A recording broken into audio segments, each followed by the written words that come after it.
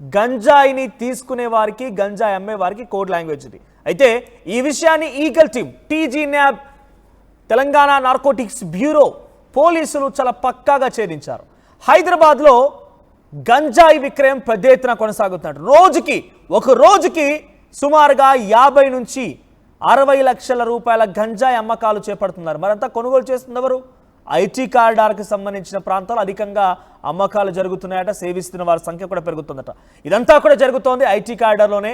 నిన్న eagle team అంటే Telangana narcotics బ్యూరోకి సంబంధించిన అధికారులు చాలా పక్కాగా వ్యూహాత్మకంగా అద్భుతమైనటువంటి డెకాయ్ ఆపరేషన్ చేపట్టి 14 మంది అదుపులో తీసుకున్నారు.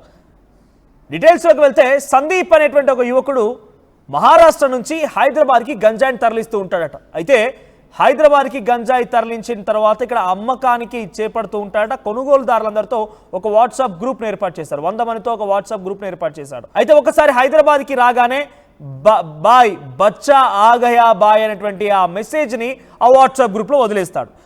చాలా ఆసక్తికర విషయం ఏంటంటే 4 ఏళ్ల తమ బిడ్డతో ఇద్దరు తల్లిదండ్రులు అంటే భార్యాభర్తలు వచ్చి గంజాయి కొనుక్కోవడానికి వచ్చారట. వీళ్ళందరినీ మఫ్తీలో ఉన్న పోలీసులు అరెస్ట్ చేశారు. 100 మందిలో 14 మంది అక్కడ చేరుకుంటే 14 మంది అరెస్ట్ చేశారు.